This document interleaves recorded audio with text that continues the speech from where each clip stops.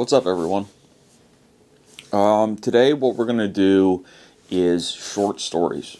Now, when I'm online a lot, I notice what I don't think people realize is kind of a polemical or political divide, and that is basically people who are pro short story and sort of by extension MFA programs and a formal education in fiction, and then people who tend to only read the massive novels that come out. That's not to say that people in MFA programs don't read those big novels, but those kind of tub-thumping pomo tomes, and they seem to be afraid of short fiction.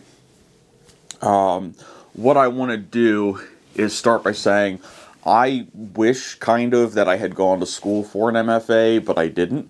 I'm happy where I am in my life. It's not really a discussion for that. But it is something that I had sought to do for a while, and it just never really materialized for me. I read a lot of short fiction, or I did. I read significantly less than I used to. The authors of short fiction who I discovered were usually authors who had been collected into textbooks or authors who had won prizes for short fiction. So I've read almost every winner of the RIA Award, for instance. I've also read almost every winner of the Pen Malamud Award. A few fewer of the Pen Malamud Award than the RIA Award. But today the Pen Malamud has been going on for longer, as the RIA Award ended sometime in the 20-teens. What I'm reading right now is short fiction. I'm reading Rainbow Stories by William T. Vollmann. I would not call that book a conventional contemporary short fiction book. The short stories tend to be about very unusual subjects for the contemporary American short fiction. Formally, they seem to have more in common with writers like Poe and certain European modernists than they do with the short fiction that was most known in the 1980s, typically out of the school that was around Gordon Lish, Raymond Carver, and such writers. What we're going to do is the top 11 short story writers in the English language, according to me. I'm not really somebody who can make a proclamation like I've read all of the short fiction and this is the best short fiction in the English language. I can't do that, but I have read significantly more authors and writers of short fiction than is kind of normal, I think, for what I see in the YouTube fiction space. So, what we're going to do is 11 writers of short fiction in the English language. They're not all American. Most of them are. The American short story gets some precedence because we do produce more short fiction writers than basically any country I've seen. And I think that has to do with that MFA program that sometimes is disparaged, but maybe we should look at that as a positive aspect of it. Aside from that, though, I'm just going to kind of go through the way these books are on my floor. It's going to be too difficult to try to rank them. This guy's the best, this guy's the worst, and so on. So, 11 authors of short fiction. I'm Mark, and this is Several Books.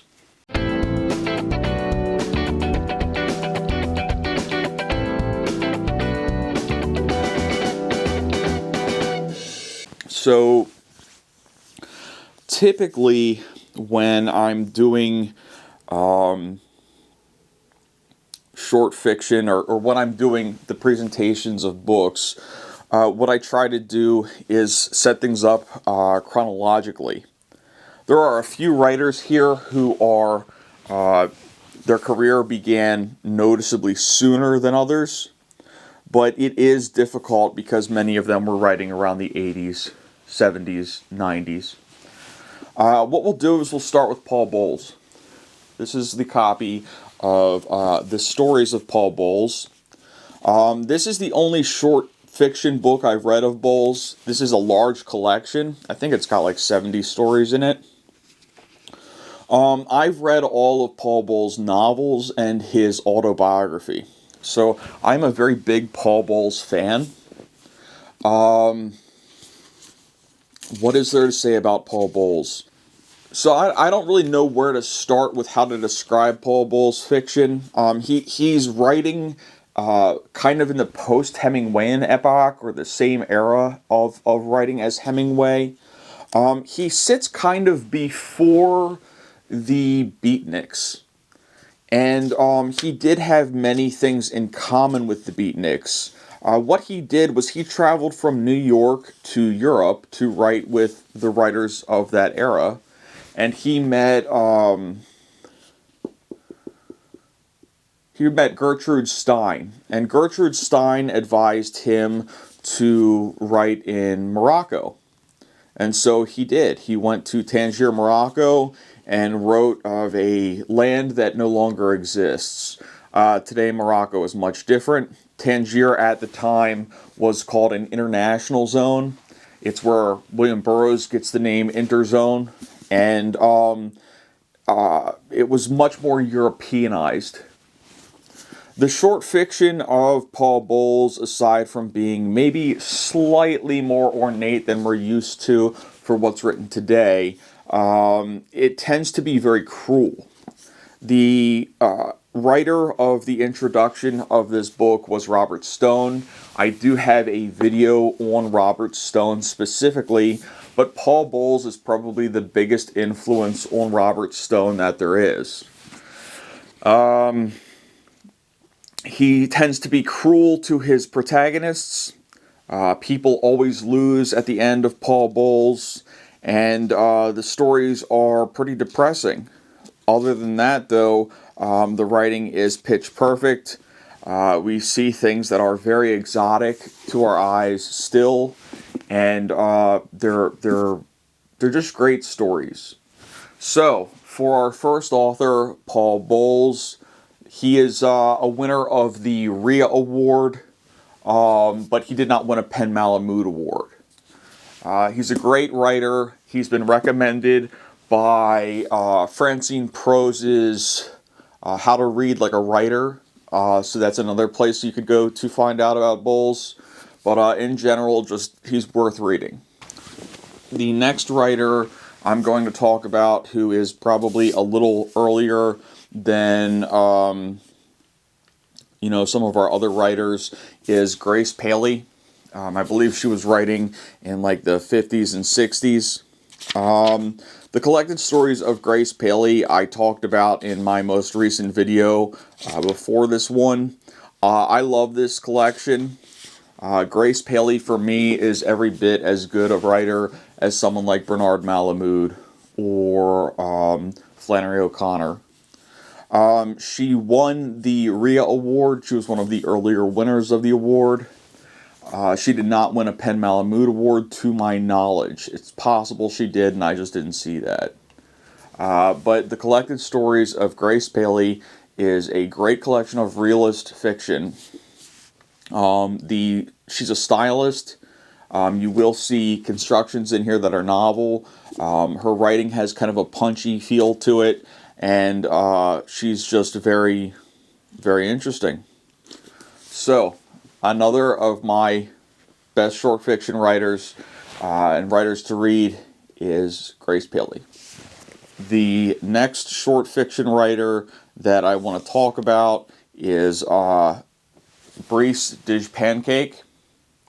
Brice Pancake was born in 1952, so we are getting a slightly more recent novelist or writer. He's only a short fiction writer than our Bowles and our Grace Paley. But the thing is that he expired early. by his own hand. And so he's kind of a interesting figure. Aside from having just the greatest name ever, Brice Dij Pancake, the fiction tends to be pretty good, pretty gritty. He's not likely to be force-fed you by a university education, but he does kind of fall into a milieu that we might associate with the writers of short fiction. He's from Appalachia and is a significantly different voice than other Appalachian writers that we're typically kind of aware of, such as Cormac McCarthy. He's a much more realist, very interesting writer. He only wrote short stories. I believe they were all published by The Atlantic. But for a short fiction writer that I'm recommending you, next is Brice Dij Pancake. The next writer I'm going to recommend is actually my favorite writer of short fiction, save for Anton Chekhov. And I'm not going to be recommending Chekhov in this video, even though I could, because you've already read Chekhov, or you at least know he exists. This writer is William Trevor. William Trevor passed due to old age recently. This book is incredible. This is the collected stories of William Trevor, and this is the selected stories of William Trevor. This is about 70-some stories in it, I think, or it might be closer to 100. This has about 50 stories in it. He had a long career as a short fiction writer. He wrote several novels that won different awards. He is a writer primarily of realism, and when his stories become experimental, typically they're experimental because he's playing with point of view and perspective. He's a master of point of view. The majority of his stories will kind of swirl around different characters, and he's got different points of views playing off one another, misunderstandings based on point of view. One person thinks something is X, another person thinks it's Y, and there's kind of a minor collision. That said, the stories are about bourgeois Ireland and England. Typically, he's writing about the middle class or upper middle class. The characters tend to try to be polite to one another, but that's very restrained.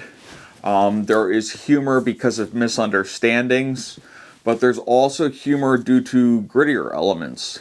One of my favorite stories by William Trevor is called Mulville's Memorial, and Mulville's Memorial is a story about a man who used to edit movies, if you understand what I'm saying, and his wife finds out about this source of income after the man passes away.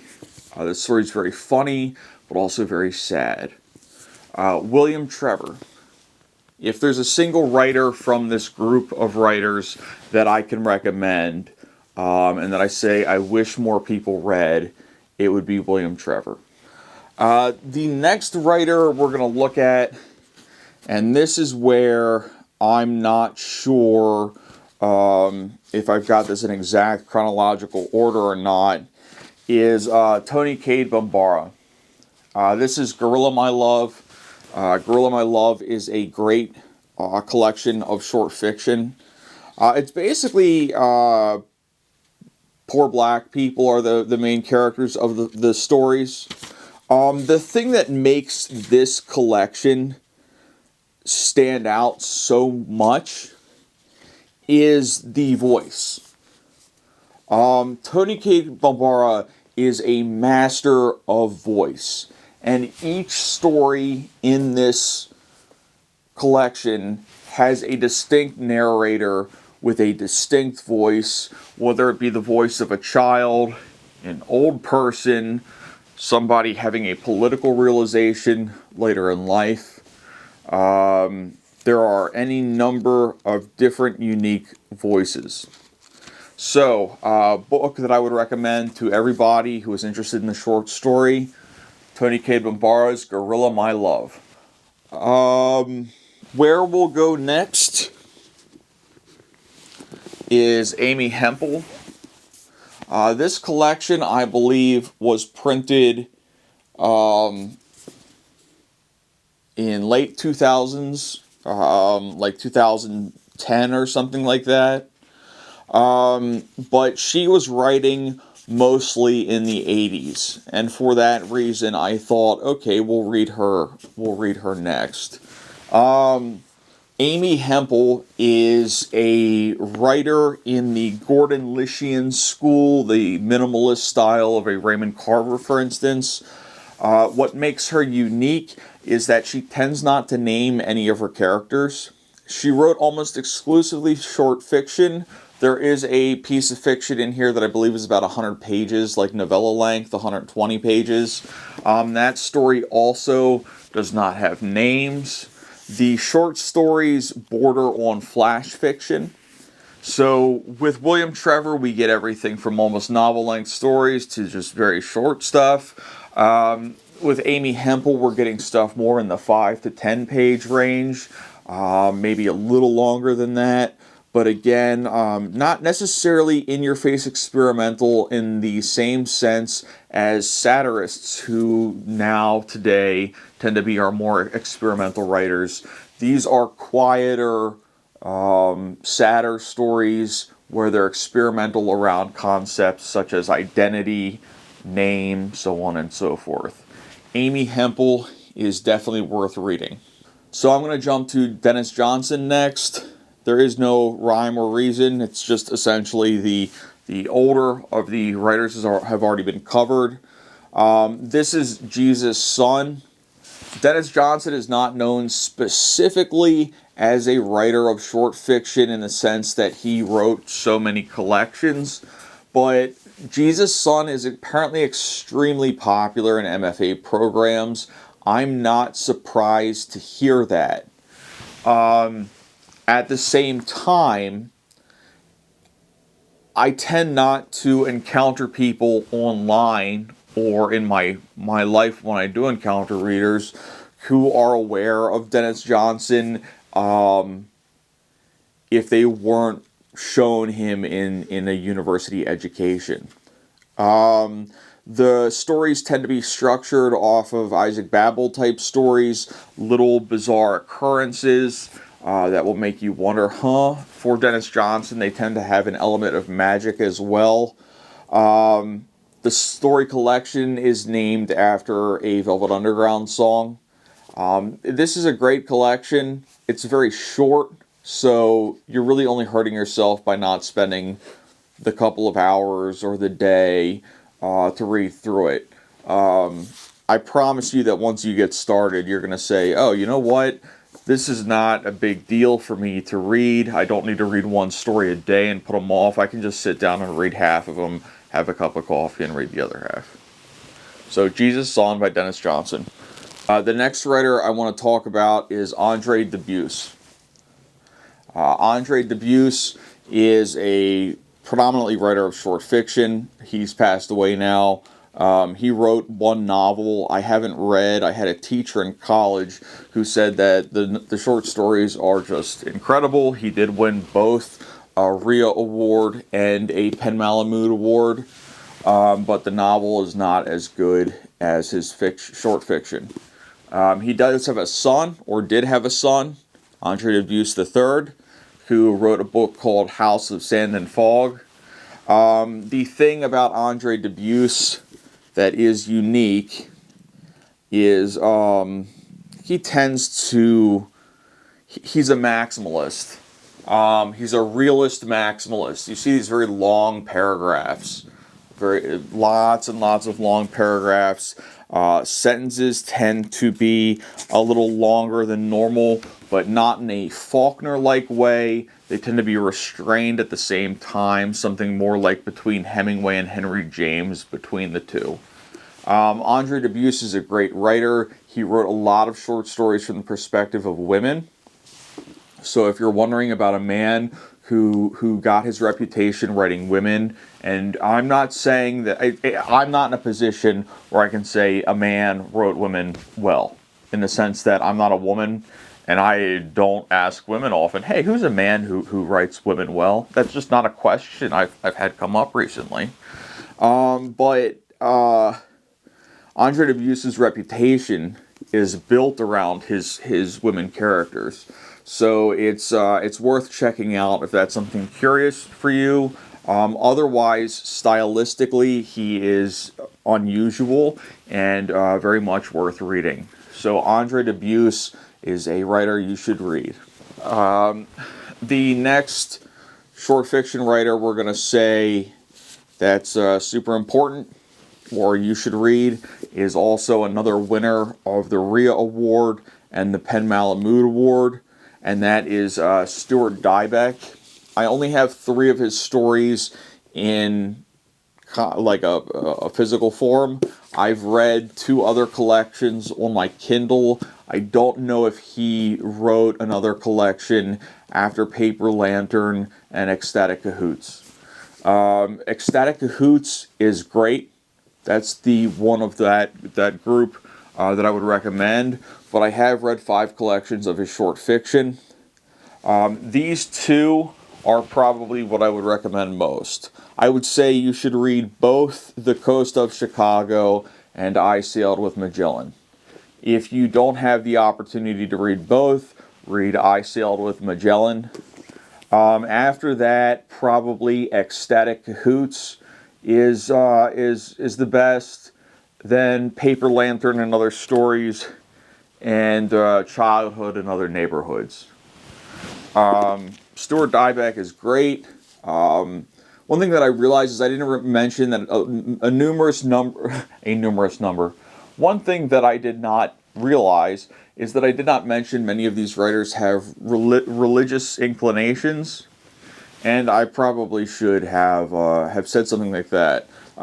Stuart Dybek is Catholic, and he does occasionally discuss that in his writing. Other than that, he's just great. He used to be one of my favorite writers. I mean, I still love his work. It's just that I'm not necessarily as inclined as I used to be to say, oh, my top 3 favorite writers include Stuart Dybek. My reading tastes now include many more novels, and it tends to be very French-focused. When I was reading a huge amount of short fiction, I did not necessarily have nearly as much knowledge of French, and I had never read it really. The second to last writer I'm going to talk about is Joy Williams. Joy Williams, The Visiting Privilege. This is a career retrospective book. The book is phenomenal. She's like a Flannery O'Connor meets Raymond Carver meets Samuel Beckett's sense of humor. I think she's a great writer. I would recommend her to basically everyone. She's very funny. As I said, Flannery O'Connor meets Raymond Carver meets Samuel Beckett. She's a writer. She's a female writer who writes dark comedy. And I think most of the writers who we associate with dark comedy are men. So she does get kind of a standout notice for that. The 11th writer that we're going to look at is another winner of both the Pen Malamud and the Rhea Award. And that is T.C. Boyle. Now, I've read almost all of this. This is all short fiction. I've only read T.C. Boyle's short fiction. I have a copy of Tortilla Curtain. I'm very interested in it. It just never happened that I read the book. So it's just sitting on my shelf, and it is what it is. The work that I would say you should check out is this one. His later stories are still just as good. They're just not quite as original as his original work. T.C. Boyle is older now. I think he's in his almost 80. He was very influenced by Robert Coover. He went to Iowa. He's kind of a rock and roll dude. His favorite writers are Gabriel Garcia Marquez and I believe he said Flannery O'Connor. His short fiction is sort of like a cross between like a John Cheever and a Gabriel Garcia Marquez. And then it's a little more punkish with like a hint of Chuck Palahniuk. And yeah, he's not quite as good as some of these writers, but part of why he has his reputation is that he's written a huge amount of short fiction. If you've published 200 stories, and it's somewhere in the ballpark of something like that, it's like at today's date, he's published 150 stories.